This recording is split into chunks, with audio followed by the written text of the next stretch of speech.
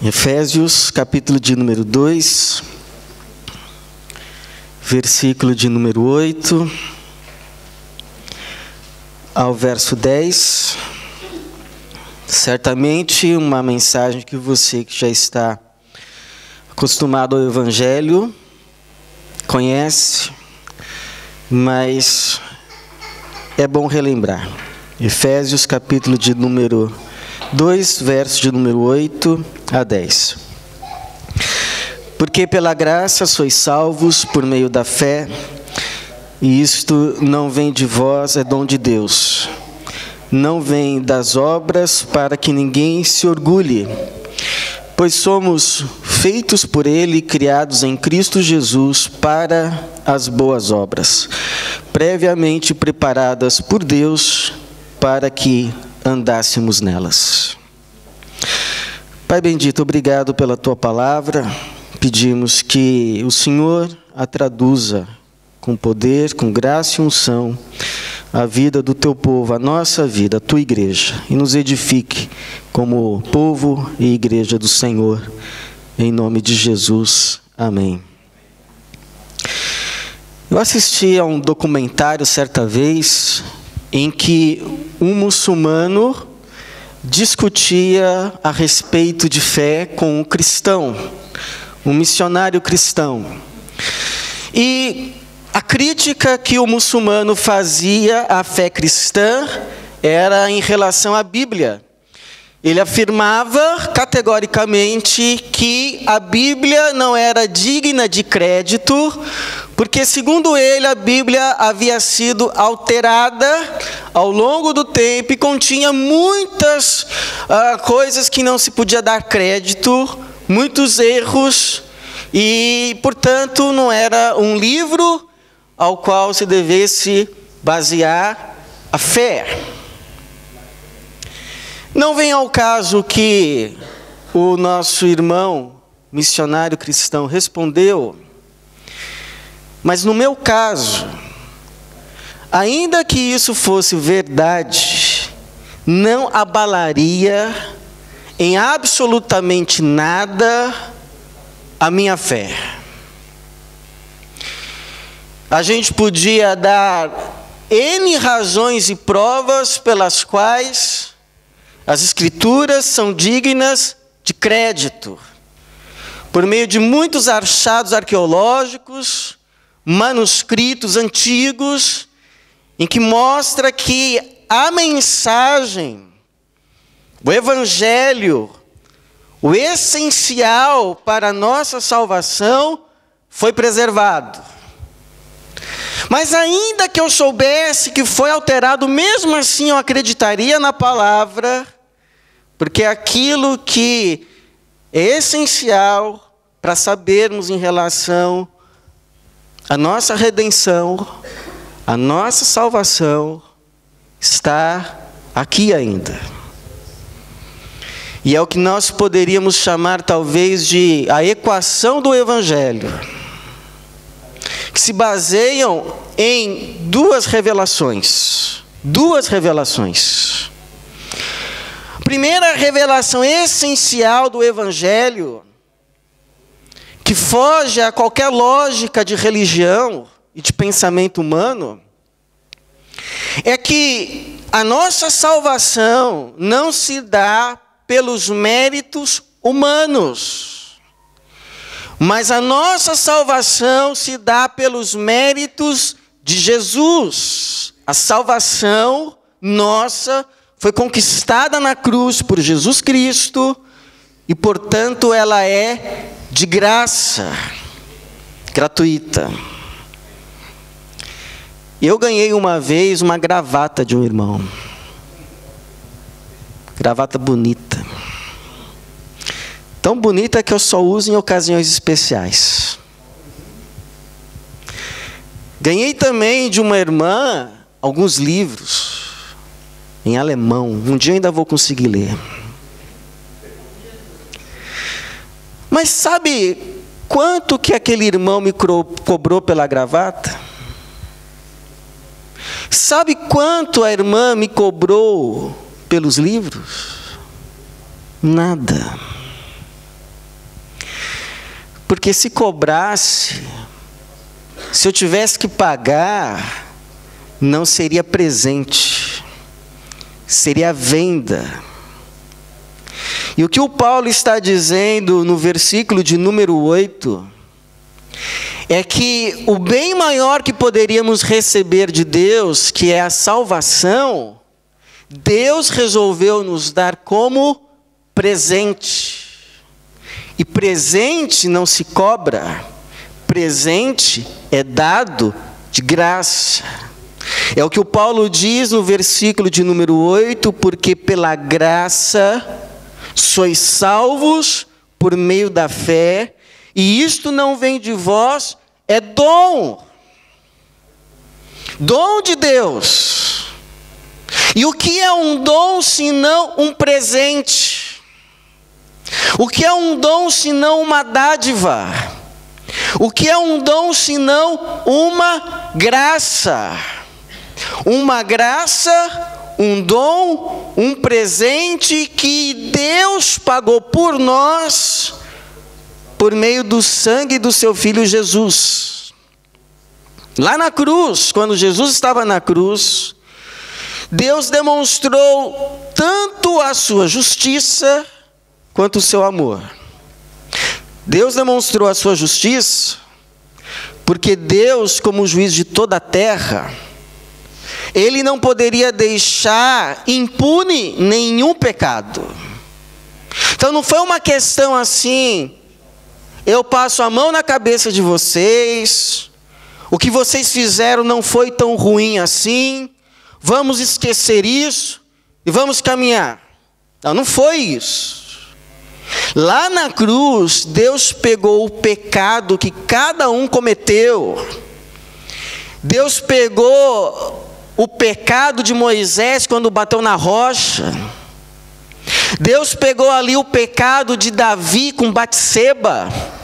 Deus pegou ali o pecado de Adão quando comeu do fruto junto a Eva. Deus pegou ali o meu pecado, Deus pegou ali os teus pecados e castigou em Jesus, ou seja, nele mesmo. A Bíblia diz, o apóstolo Paulo vai dizer que os pecados anteriormente cometidos foram punidos na cruz. Então não ficou nenhum pecado sem castigo, nenhum. Deus é o juiz justo de toda a terra. Mas Deus ali também demonstrou o seu amor, porque ao invés de castigar os pecados em mim, em você, castigou nele mesmo, na pessoa do seu Filho Jesus. Por isso a salvação é gratuita, não porque ela custou pouco, ou porque não custa nada. Mas a salvação é gratuita porque resolveu Deus dá-la de graça e pagá-la com o sangue do seu Filho, porque nenhum de nós poderia pagar. Essa é a graça do Evangelho. A Bíblia diz que nós estávamos mortos nos nossos delitos e nos nossos pecados. Mortos. Pecado mata. É como aquela história que já contamos aqui uma vez, de um homem que caiu num buraco, num poço, e não conseguia sair. E aí chegou alguém lá em cima e disse: ore, reze 3 vezes ao dia, quem sabe depois você poderá sair. E o homem rezou, orou, todos os dias, 3 vezes ao dia, e continuou no buraco. Apareceu um outro, e disse: o caminho é a meditação, a senda. E ele meditou, todos os dias, mas continuou ali. Chegou um terceiro e ainda disse: faça boas coisas, Caridade. Seja a melhor pessoa que você pode ser. E ele fez. Mas continuou ali. Até que chegou um quarto. Diferente. E perguntou a ele, já ali caído e sem forças: você quer sair daí? E ele só conseguiu assentir com a cabeça que sim. Então foi jogada uma corda. Aquele que estava em cima desceu, o colocou nos ombros, e subiu com ele, carregando. E quando já estava lá em cima, salvo, o homem olhou e viu que a corda estava presa numa cruz.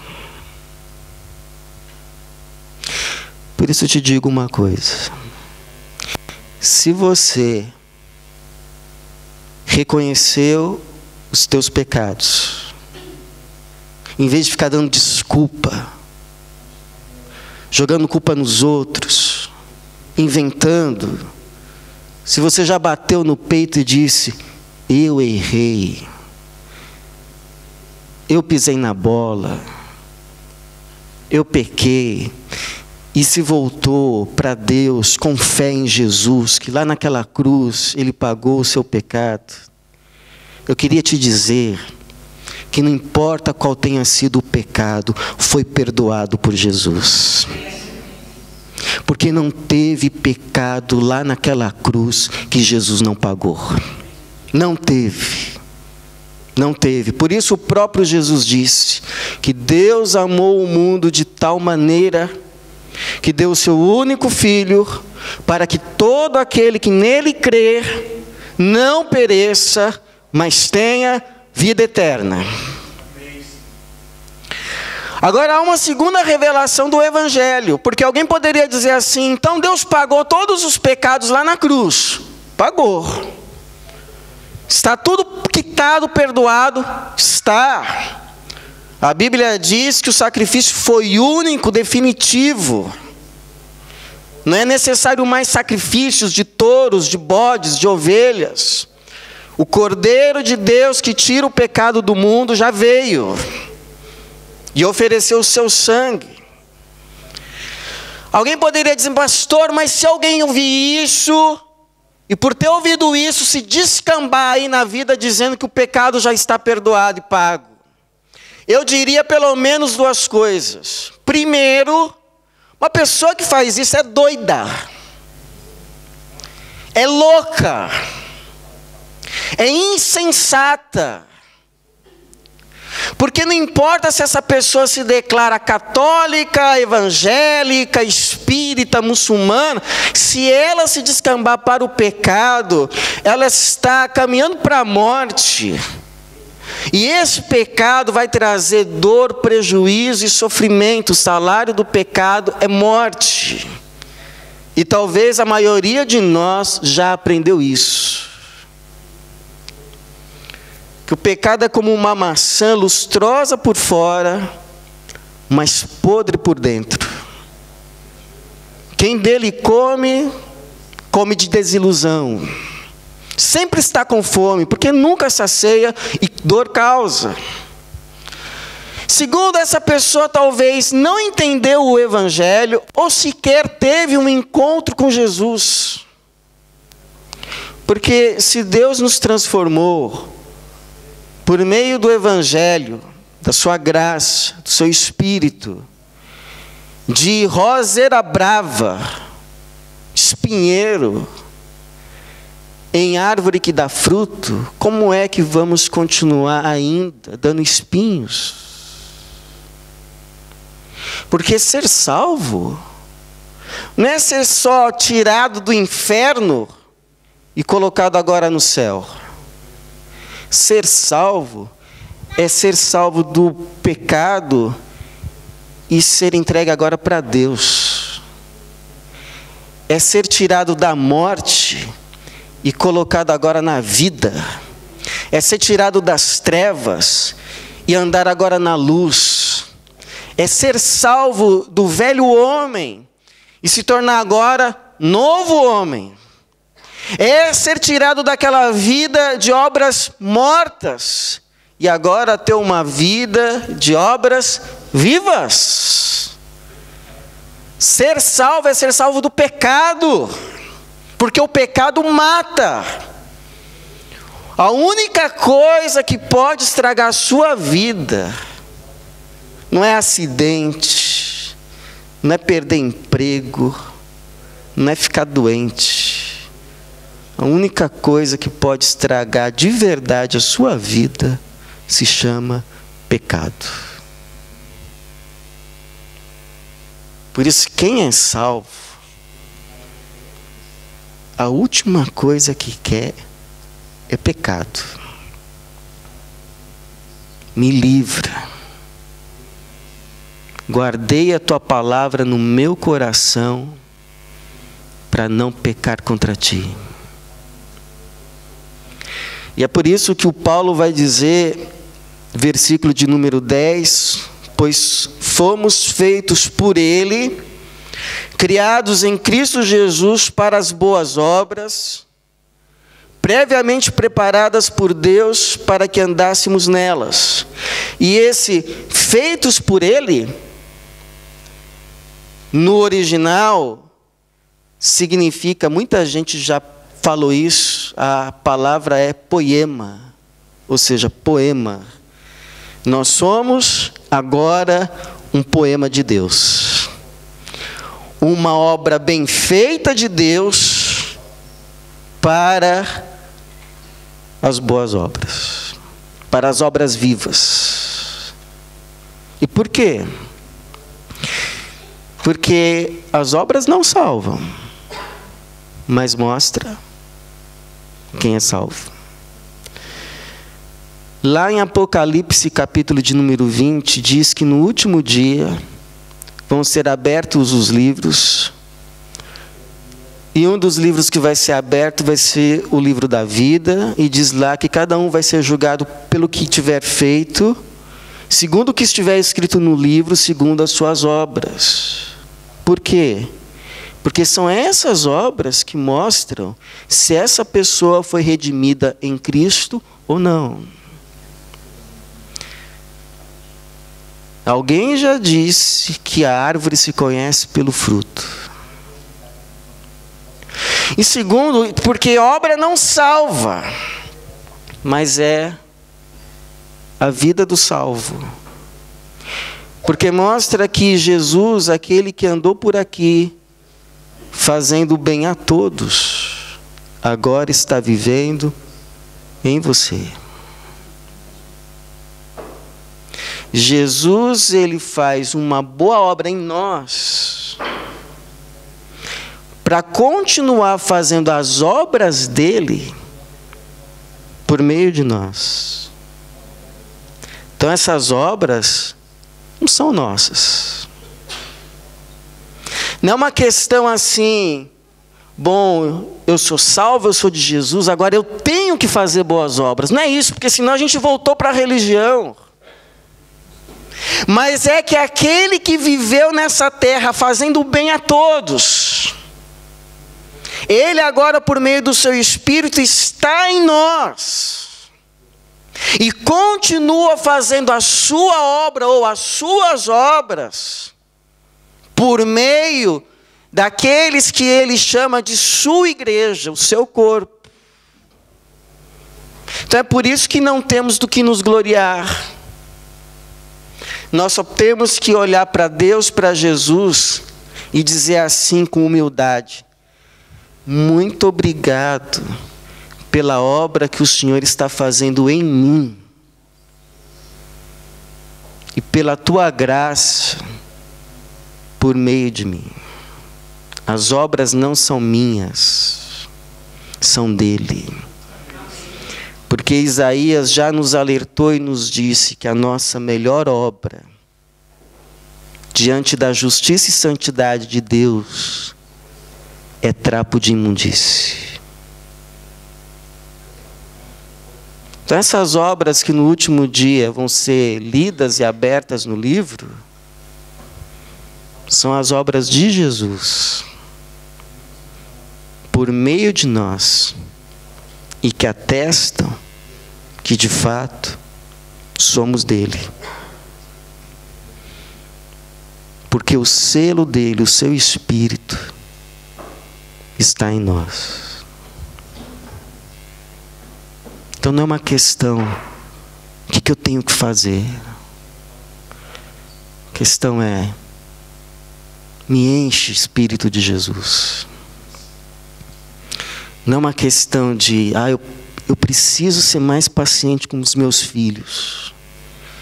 A questão é, Espírito Santo, me enche. Porque com o Espírito Santo vem a paciência. Não é uma questão, eu tenho que ser fiel ao meu cônjuge.